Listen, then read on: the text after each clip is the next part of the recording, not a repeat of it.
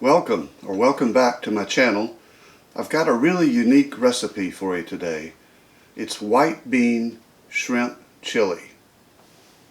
Until a few weeks ago, I had never heard of shrimp chili, so I hope you stick with me. It looks pretty interesting. This is my first try, so it should be an interesting experiment.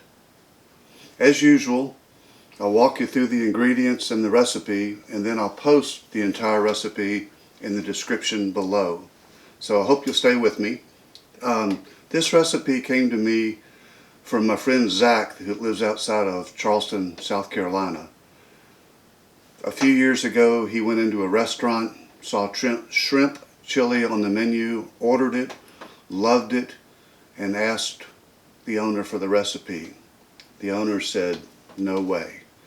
So he went home and reversed engineered it, and here's what he came up with. I'm pretty impressed. I don't have the gene for re-engineering.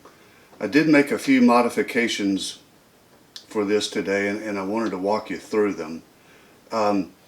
It's February in Tennessee, and the shrimp at the local grocery store looked a little suspect. So I went with frozen shrimp. The recipe calls for 1 pound. The bag has 1.5 pounds. So today we're putting 1.5 pounds of shrimp in the chili. Zach uses canned beans, and that's what I'm going to try today. I'm going to puree 1 can just to increase the consistency of the chili. But next time I do this, I'm going to try dried Great Northern beans. I think they're a better flavor. I just wasn't sure how long to cook them before I added everything else. So let me get all this prepped, and then we'll go to the next step. So I finished my prep, and to be honest, it took longer than I thought it would take. And my next step is to fry 4 strips of bacon. I'm going to save the bacon, crumble it up, and use it later. And then we're going to use the bacon grease to halfway cook the shrimp initially. I'm doing all of this in one of my favorite pots, which is an aluminum Dutch oven. This is 12 inches. I don't really know how big this batch is going to be. The aluminum is really nice because you can't mess up the seasoning when you clean it. So it's a favorite. So let me get the bacon cooked, and then we will go from there. As you can see, my bacon is fried. So I'm going to take it out,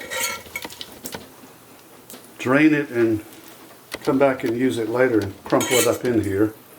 As all of you know, everything in the world is better with bacon. And then the next step is to put the shrimp in.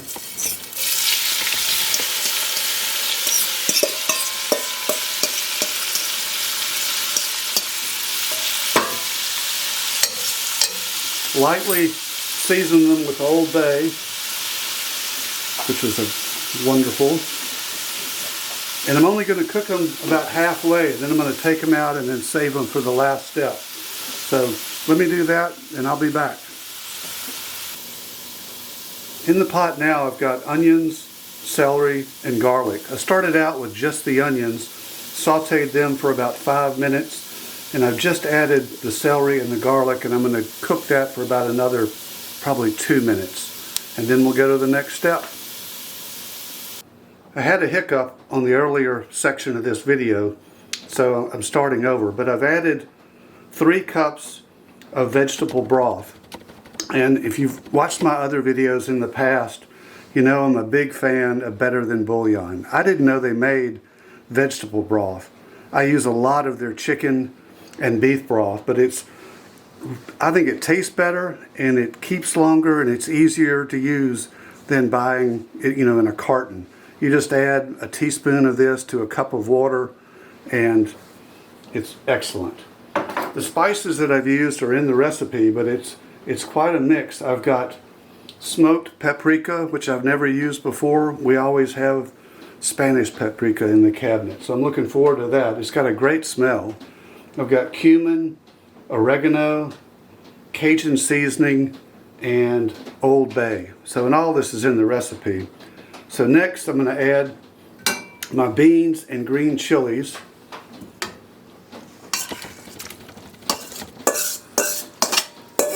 I told you this batch would grow. And then I took 1 can of beans and went ahead and pureed them. I want to see if it adds an extra consistency to the chili. So I'll get this in later. But what we're going to do is mix this well and then let it simmer for an hour before we go to the next step.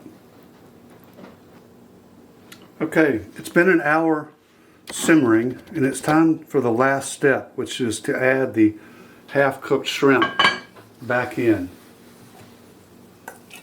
So I'm going to add this back in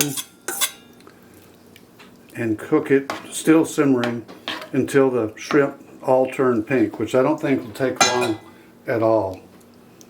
I did have a couple of observations, opinions that I wanted to share with you. And I'm just going down the recipe.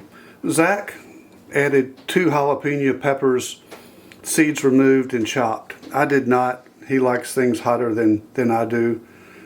The recipe calls for 8 ounces of green chilies chopped.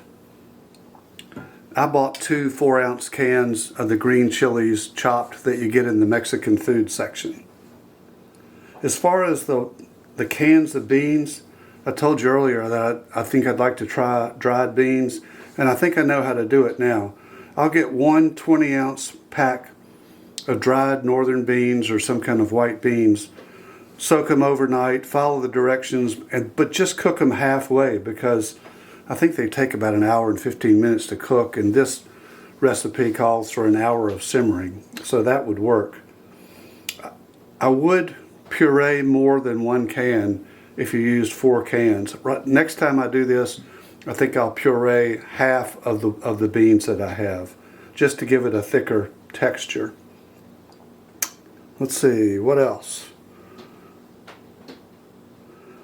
The very last line on his recipe says, 2 hours to prep and cook, serve 6 to 8, could substitute chicken, turkey, ham, or seafood.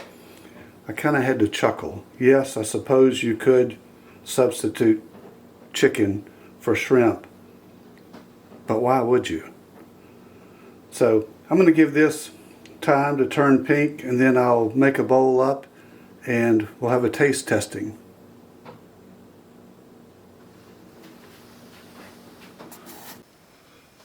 Here's the final product, and it's interesting. It's not at all the consistency that I thought it would be. It's much thinner than what I think of when I think of chili. As I told you earlier, I think I will puree some more beans to thicken it up a bit, but let me see what it tastes like.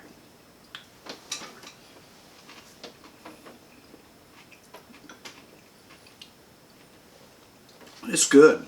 It's really good. It's just not at all what I expected. It's a good surprise. It's thin. I taste all the spices. The celery's a little bit crunchy, which is nice. It's pretty spicy. I'm a bit of a wimp when it comes to spicy foods, and I wouldn't want this any spicier, but I could see where other people would. I will definitely do this again and modify it the way I talked about earlier. My daughter came in while I was making this and said, "Dad, would you like me to make cornbread for that tonight?" Thank you, Kat. I love you. So that's all for now. I appreciate you sticking with me if you made it this far. If you did make it this far, then you really are a special viewer, because there's so much out there on YouTube. On top of that, I know this has been a learning experience for me, and gosh, I've had problems with lighting, I've had problems with autofocus, or all kinds of things. So I'm learning. Hopefully they're getting better. I think they are. But if you think it's painful for you to watch some of my older videos, it's excruciating for me. So, but at the same time, it's fun, and I'm learning new things, and I'm going to keep doing it. So that's all for now. Take care, and I'll see you soon.